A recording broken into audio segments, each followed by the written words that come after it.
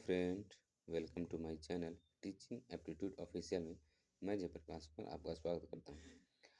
8 जनवरी 2025 का current affair जितने भी आज का करंट अफेयर आएंगे वो सारे हम इस वीडियो में डिस्कस करेंगे। चलिए बिना समय गंवाए स्टार्ट करते हैं अपना क्वेश्चन। पहला क्वेश्चन हमारा है, ई श्रम पोर्टल अब सभी 22 अनुसूचित भाषाओं में उपलब्ध है। ई श्रम पोर्टल जितना है कितना भाषाओं में उपलब्ध है, तो 22 भाषाओं में उपस्थित है, अनुसूचित भाषाओं में उपलब्ध है। इन्होंने केंद्र मंत्री मनसुख मंडाविया ने ई श्रम पोर्टल पर बहुभाषी सुविधा का शुभारंभ किया है। इसका मकसद क्या था? असंगठित श्रमिकों को विभिन्न सरकारी योजनाओं का सुगम पहुंच प्रदान करना है और श्रम मंगल के बयान के मुताबिक अब पोर्टल को सभी 22 भाषाओं में उपलब्ध होगा। यह कदम इस श्रम को वन स्टॉप सॉल्यूशन बनाने के लिए सरकार विजन के अनुरूप है। चलिए 22 भाषाओं में अपडेट क्या क्या है। यह कदम सरकार असंगठित श्रमिकों को सामाजिक सुरक्षा प्रदान करने के प्रयासों में एक और मील का पत्थर है। ठीक है। प्रौद्योगिकी मंत्रालय भाषण परियोजना का उससे 22 भाषाओं में अपडेट किया गया है, जिसके पहले यह पोर्टल केवल अंग्रेजी, हिंदी, कन्नड़ और मराठी में होता था। कौन कौन सा? पहले ये पोर्टल खुलती थी हिंदी, अंग्रेजी, कन्नड़ और मराठी में। अब 18 और भाषाओं में ऐड कर दिया गया है। तो कार्यक्रम में श्रम मंत्री मनसुख मंडाविया ने कहा कि ये श्रम मंच पर बढ़ता विश्वास और उन्होंने कहा कि पोर्टल असंगठित श्रमिकों द्वारा दिन और औसतन 30,000 से अधिक पंजीकरण हो रहे हैं। इसके ई श्रम पोर्टल में पंजीकरण क्या क्या है? मंत्री ने सभी असंगठित क्षेत्रों को श्रमिक अपील की वे ई श्रम पोर्टल पर पंजीकरण कराएं ताकि वे विभिन्न सरकारी योजनाओं का लाभ उठा सकें जो उनके कल्याण, आजीविका और भलाई के लिए बनाई गई है। उन्होंने यह भी बताया कि पोर्टल पर पंजीकरण से असंगठित श्रमिकों को सामाजिक सुरक्षा योजनाओं को पहलों तक पहुंच मिल सकेगी। अब तक इस श्रम पोर्टल के जरिए 12 सरकारी योजनाओं का लाभ मिल चुका है। मध्यस्थों की मदद देखेंगे हम लोग। मनसुख मंडाविया ने कहा कि पोर्टल की पहुंच बढ़ाने और यूजर के बेहतर को सुनिश्चित करने के लिए कॉमन सर्विस कहा गया। चलिए इसका विवरण जानेंगे हम लोग, खबरें और इसका मुख्य बिंदु क्या है। इस श्रम पोर्टल का 22 भाषाओं में विस्तार क्यों किया गया? इसका मुख्य बिंदु क्या है? इसका मुख्य बिंदु है श्रम एवं रोजगार मंत्रालय ने इस श्रम पोर्टल को 22 अनुसूचित भाषाओं में उपलब्ध कराया है। पहले यह केवल अंग्रेजी, हिंदी, कन्नड़ और मराठी में उपलब्ध था। भाषणी परियोजना ने इस बहुभाषिक उन्नति को संभव बनाया। उसका पोर्टल का उद्देश्य क्या है? तो असंगठित श्रमिकों के लिए पहुंच बढ़ाना था। पोर्टल उपयोग और एकीकरण जानेंगे। असंगठित श्रमिकों को पंजीकरण और सामाजिक सुरक्षा लाभों के लिए काम करता है। 12 सरकारी कल्याणकारी योजनाओं का एकीकरण जिनमें मनरेगा, नरेगा, एनआरसी, आईएनडीपीएस शामिल हैं। प्रतिदिन 30,000 से अधिक पंजीकरण हो रहे हैं। भविष्य के उन्नयन के लिए आसान पहुंच के लिए मोबाइल ऐप लॉन्च किया जाएगा। एकल सामान्य आवेदन पत्र जिसे हम सिंगल कॉमन एप्लीकेशन फॉर्म पेश किया गया है। लाभों की पहुंच को सरल बनाने के लिए भुगतान गेटवे का एकीकरण किया गया। मंत्रालय और परियोजनाओं से जुड़े श्रम और रोजगार मंत्रालय केंद्रीय मंत्री डॉक्टर मनसुख मंडाविया इस परियोजना की देख रेख कर रहे हैं। भाषणी परियोजनाओं ने बहुभाषी क्षमताओं को सक्षम किया। वर्तमान में कल्याणकारी योजनाओं का एकीकरण क्या है?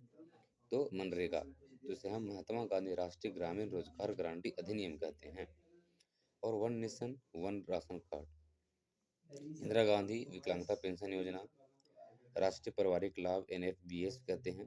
पोर्टल का महत्व हम लोग जानेंगे कि इसका महत्व क्या है। तो असंगठित श्रमिकों को सामाजिक सुरक्षा प्रदान करने का उद्देश्य है और विभिन्न सरकारी योजनाओं के लाभ के लिए पंजीकरण के लिए व्यापक रूप से उपयोग किया जा रहा है। अगला हम लोग देखेंगे क्वेश्चन, दिल्ली के राजघाट पर बनेगा प्रणब मुखर्जी का स्मारक। केंद्र सरकार ने पूर्व राष्ट्रपति प्रणब मुखर्जी की स्मृति में नई दिल्ली के राजघाट परिसर में स्थित राष्ट्रीय स्मृति तथा पर एक स्मारक स्थापित करने का निर्णय लिया गया है। मुखर्जी को 31 अगस्त को 2020 को दिवंगत हुए हैं और एक अनुभवी कांग्रेस नेता थे। भारत के 13वें राष्ट्रपति थे। कौन? प्रणब मुखर्जी। उनकी बेटी शर्मिष्ठा मुखर्जी ने प्रधानमंत्री नरेंद्र मोदी के प्रति इस अप्रत्याशित कदम के लिए आभार व्यक्त किया है। यह स्मारक मुखर्जी ने भारतीय राजनीति के दर्शकों के लंबे योगदान के लिए श्रद्धांजलि देगा। स्मारक से जुड़े मुख्य बिंदु जानेंगे। निर्णय की तारीख कब की गई? 1 जनवरी 2025 को की गई थी। स्थान राष्ट्रीय स्मृति स्थल है और राजघर परिसर में नई दिल्ली। स्वीकृति मंत्रिमंडल के नियुक्त समिति के द्वारा। उद्देश्य, इसका उद्देश्य जानेंगे, क्या उद्देश्य है इनका। तो भारत के 13वें राष्ट्रपति प्रणब मुखर्जी को सम्मानित करना और पत्र प्राप्त करने वाली शर्मिष्ठा मुखर्जी प्रणब मुखर्जी की बेटी है। राजनीतिक यात्रा जानेंगे। प्रणब मुखर्जी का राजनीतिक यात्रा जानते हैं। 1969 में भारतीय राष्ट्रीय कांग्रेस के सदस्य के रूप में राजनीति में प्रवेश। वित्त मंत्री, रक्षा मंत्री और विदेश मंत्री जैसे कई प्रमुख पदों पर कार्य किए हैं। कौन कौन से में? वित्त मंत्री, रक्षा मंत्री और विदेश मंत्री जैसे कई प्रमुख पदों पर कार्य किए हैं। 2012 से 2017 तक भारत के राष्ट्रपति के रूप में सेवा की है। विभिन्न राजनीतिक दलों के नेताओं, विशेषकर प्रधानमंत्री नरेंद्र मोदी के साथ सौहार्दपूर्ण के संबंध में प्रसिद्ध किया। राष्ट्रीय स्मारक का महत्व है। एनडीए सरकार द्वारा कांग्रेस नेता के पहला स्मारक है। एनडीए सरकार द्वारा किसी कांग्रेस नेता के लिए पहला स्मारक है। प्रधानमंत्री मोदी साथ प्रणब मुखर्जी के अच्छे संबंध में और 2019 में उनके भारत रत्न सम्मान को इस पहल का प्रमुख कारण माना है। यह स्मारक पूर्व नेताओं जैसे अटल बिहारी वाजपेयी स्मारक के साथ शामिल होगा। इसका मुख्य बिंदु जानेंगे। प्रणब मुखर्जी की उपलब्धियां क्या क्या थी, साल और इसकी उपलब्धियां। 1969 में भारतीय राजनीति में प्रवेश। इंदिरा गांधी के कार्यकाल में कांग्रेस में शामिल हुए थे। ये राजनीतिक में कब इंटर किए थे? तो 1969 में प्रणब मुखर्जी इंटर किए थे कांग्रेस पार्टी के साथ। 1982 में भारत के वित्त मंत्री इस पोर्टफोलियो को कई बार संभाला। 2012 से 17 तक भारत के राष्ट्रपति संवैधानिक पदाधिकारी के प्रसिद्ध रहे। 2018 में आरएसएस मुख्यालय का दौरा कांग्रेस में विवाद उत्पन्न किए और 2019 में भारत रत्न से सम्मानित एनडीए सरकार द्वारा प्रदान किया गया। 2020 में 31 अगस्त 2020 को निधन हो गया। देश भर में राष्ट्रीय शोक मनाया गया था। अगला देखेंगे हम लोग। भारत की जीडीपी अभी कितनी है 2025 और 24-25 में? तो 6.4% का रहने का अनुमान है। ठीक है। तो राष्ट्रीय सांख्यिकी कार्यालय, इसका एनएसओ द्वारा जीडीपी किससे नापा जाता है? तो गणना की जाती है तो राष्ट्रीय सांख्यिकी कार्यालय के द्वारा वित्तीय वर्ष 2024 के लिए भारत के सकल घरेलू उत्पाद जीडीपी जिसे कहते हैं वृद्धि दर को 6.4% रहने का अनुमान लगाया गया है। 2023-24 में दर्ज हुआ था 8.2% की वृद्धि दर से कम। क्षेत्रीय प्रदर्शन देखेंगे। कृषि और संबंध क्षेत्र में 2024-25 में 3% की वृद्धि का अनुमान, जो 2023-24 में 1.4% की वृद्धि की काफ़ी बेहतर है। इसका निर्माण 8.6% की वृद्धि की उम्मीद, जो बुनियादी ढांचा विकास की गतिविधियों में है। इसका कुछ महत्व जानेंगे और मुख्य बिंदु जानेंगे हम लोग। मुख्य बिंदु है मुख्य बिंदु है विवरण। एनएसओ में 5 ईयर प्लान 2024-25 के लिए भारत की जीडीपी वृद्धि दर 6.4% का अनुमान लगाया है, जो 5 ईयर प्लान 2023-24 में 8.2% थी। कृषि क्षेत्र की वृद्धि देखेंगे। 5 ईयर प्लान में 2024-25 में 3.8 वृद्धि का अनुमान, जबकि 5 ईयर 2023-24 में यह 1.4% थी। निर्माण क्षेत्र की वृद्धि देखेंगे कि 5 ईयर प्लान में 2024-25 के लिए 8.6% वृद्धि का अनुमान, जो बुनियादी ढांचे के मजबूत विकास को दर्शाता है। वित्तीय सेवाएं क्या है? 7.3% की वृद्धि का अनुमान, जो इस क्षेत्र में स्थिर मांग को दर्शाता है। निजी खपत 5 ईयर प्लान 2024-25 में निजी अंतिम खपत व्यय 7.3% की वृद्धि होने की उम्मीद है। वैश्विक वैश्विक मतलब होता है हमारा देश के बारे में बताना, हमारा देश के बारे में बात करना, ये होता है। भारत प्रमुख वैश्विक अर्थव्यवस्था में सबसे तेजी से बढ़ने वाली अर्थव्यवस्था बन रहा है, जबकि चीन की वृद्धि 5% से नीचे रहने की संभावना है।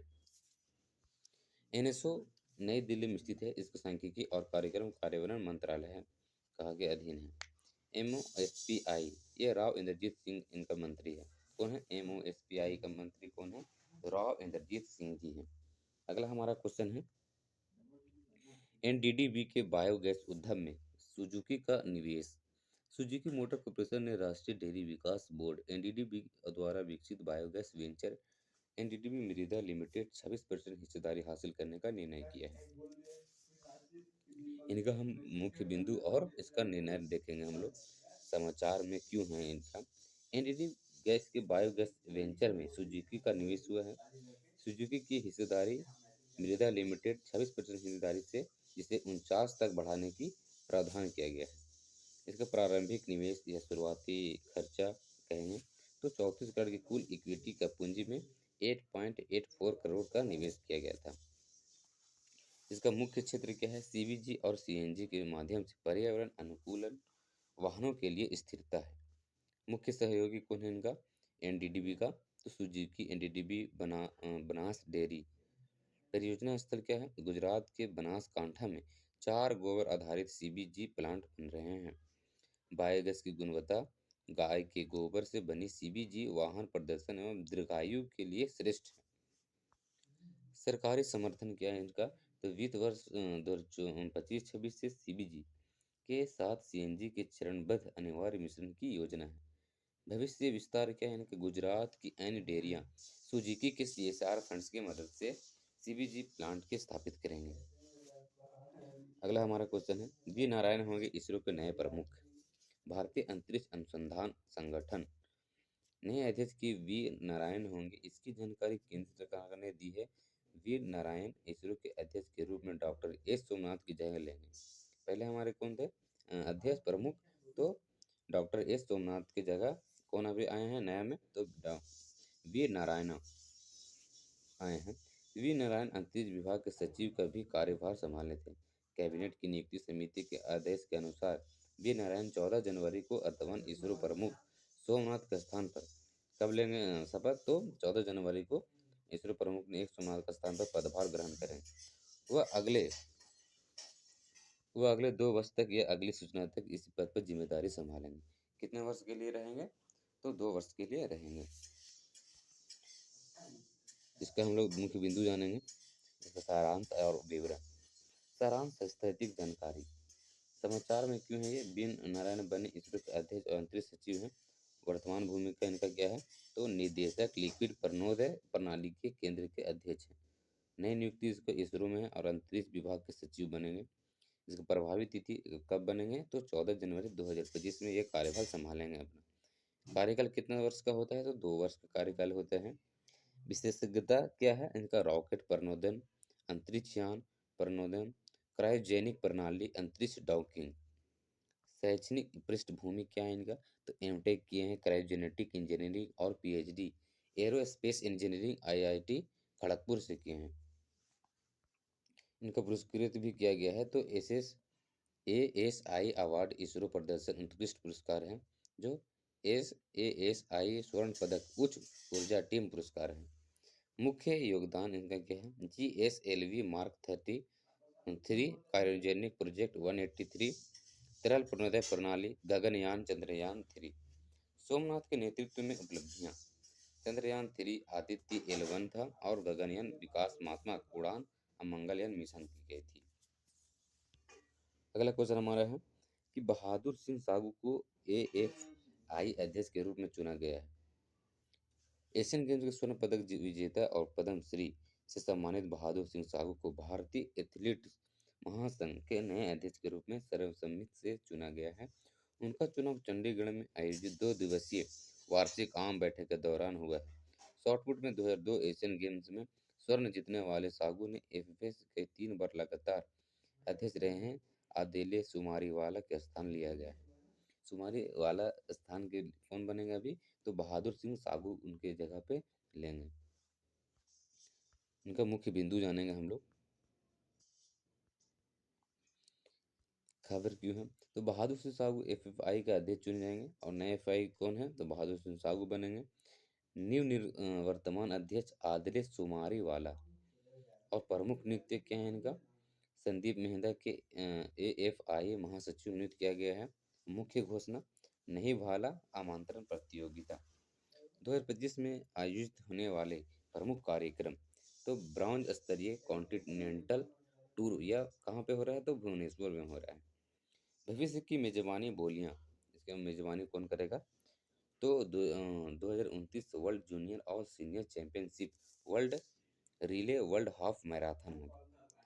प्रगति इनका 2012 से 2024 तक जमीनी स्तर के कार्यक्रमों का विस्तार और विदेशी कोचों को नियुक्त की गई है। इनकी पहचान की गई है चुनौतियों को, तो डोपिंग, अधिक आयु के एथलीट प्रशिक्षण में आरंभिक विशेषज्ञता होनी चाहिए। अगला हमारा है सड़क हादसे में घायल को मिलेगा 1.5 लाख रुपए तक कैशलेस इलाज, जाने सब इसके बारे में। सड़क दुर्घटना में घायलों को देश भर में मार्च तक कैशलेस इलाज मिलेगा। केंद्रीय मंत्री नितिन गडकरी ने मंगलवार को कहा है कि किसी भी प्रकार की सड़क पर वाहनों के कारण हादसा पर घायलों को 7 दिन तक प्रति दुर्घटना प्रति व्यक्ति अधिकतम 1.5 लाख रुपए का कैशलेस इलाज मिलेगा। इस योजना को पूरे देश में लागू करने के लिए तैयारियां क्या क्या हो रही हैं, तो हम इसके बारे में विवरण से जानेंगे, विस्तार से जानेंगे। तो राजमार्गों पर जीवन बचाने के लिए नितिन गडकरी द्वारा कैशलेस उपचार योजना की घोषणा की गई। कैशलेस उपचार योजना क्या है, तो सड़क दुर्घटना के पीड़ितों को 7 दिनों तक 1.5 लाख तक का कैशलेस उपचार होगी। वर्तमान पायलट राज्य में असम, चंडीगढ़, पंजाब, उत्तराखंड और पांडिचेरी में ये लागू हो चुकी है। योजना विस्तार की समय सीमा क्या होगी, मार्च 2025 तक की सभी राज्यों में लागू की जाएगी। तकनीकी सुरक्षा उपाय क्या होगी, ऑडियो चेतावनी प्रणाली, इलेक्ट्रॉनिक स्थिरता नियंत्रण, स्वचालित आपातकालीन ब्रेकिंग। ड्राइवर की कमी क्या है, तो भारत में 22 लाख कुशल ड्राइवरों की कमी, 1250 नए ड्राइविंग केंद्र स्थापित किए जाएंगे। अच्छे समर्टन के लिए पुरस्कार, दुर्घटना पीड़ितों को मदद करने के लिए, जो दुर्घटना में जो दुर्घटना ग्रसित है, जो व्यक्ति उसे मदद करेगा तो उसे 5,000 का इनाम भी दिया जाएगा। और एयर एम्बुलेंस सुविधाएं हैं, राजमार्गों पर हेलीपैड और अस्पतालों एयर एम्बुलेंस की सुविधा है।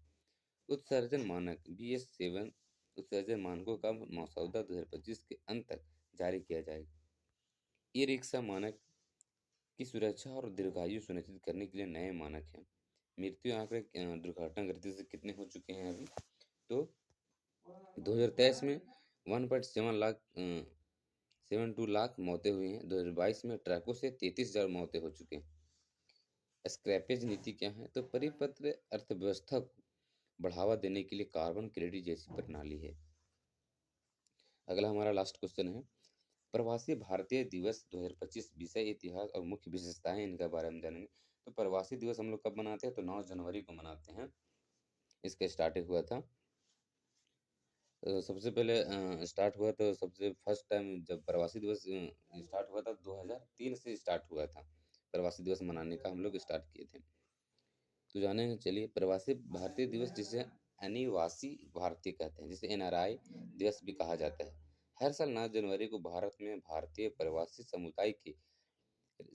समुदाय के सम्मान और उनके साथ जुड़ने के लिए मनाया जाता है। यह महत्वपूर्ण अवसर भारत और उसके प्रवासी नागरिकों के बीच संबंधों को मजबूत करने और राष्ट्र विकास के लिए उनकी विशेषज्ञता और संसाधनों का लाभ उठाने का लक्ष्य रखता है। ये 18वां दिवस मनाया जाएगा। 18वां प्रवासी भारतीय सम्मेलन 8 से 10 जनवरी के बीच में भुवनेश्वर, उड़ीसा आयोजित किया जाता है। इसका मुख्य थीम जानेंगे क्या है, तो विकसित भारत के लिए प्रवासियों का योगदान। चलिए इसके हम विस्तार से जानेंगे। ये क्या है, 18वां प्रवासी भारतीय दिवस बताया हमने, तो 8 से 10 जनवरी तक ये प्रवासी दिवस मनाया जाता है। तो कहाँ कहाँ मनाया जाता है, भुवनेश्वर और उड़ीसा में आयोजित किया गया है। ये तिथि 9 जनवरी को वार्षिक आयोजन है। इनका थीम हमने बताया अभी, विकसित भारत के लिए प्रवासियों का योगदान। इनका इतिहास क्या है, तो पहली बार ये 2003 में मनाया गया था। इसे बनाने का क्या उद्देश्य है, तो भारतीय प्रवासी समुदाय को भारत के विकास में भागीदारी बनाना है। और इसका महत्व क्या है, तो भारत और भारतीय प्रवासी समुदाय के बीच संबंधों को मजबूत करना। अब इसका आयोजन और चर्चा जानेंगे। युवा प्रवासी भारतीय दिवस क्या है, तो युवा नेतृत्व का नवाचार पर केंद्रित करना। और प्लेनरी सत्र क्या है, तो विषयों में शामिल थे प्रवासी युवा नेतृत्व, प्रवासी कौशल, सतत विकास और महिला नेतृत्व और नारी शक्ति। प्रवासी भारतीय सम्मान पुरस्कार जानेंगे, तो प्रवासी समुदाय के प्रतिष्ठित सदस्यों को प्रदान किए गए हैं। संवादात्मक सत्र ने नेटवर्किंग और ज्ञान साझा करने वाले सहायक हैं। इनका महत्व क्या है, तो आर्थिक विकास जैसे रेमिटेंस, निवेश और विशेषता के माध्यम से योगदान है। संस्कृति आदान प्रदान, वैश्विक स्तर पर भारत की धरोहर को बढ़ावा देना। सॉफ्ट पावर में वृद्धि, प्रवासी समुदाय की उपलब्धियों को वैश्विक मंच पर प्रदर्शित करना, संबंध मजबूत करना, भारत और प्रवासी समुदाय के बीच साझा पहचान को बढ़ावा देना। तो आज का करंट अफेयर हमारा यहीं पे समाप्त होता है। सो थैंक यू इस चैनल में बने रहने के लिए। All the best.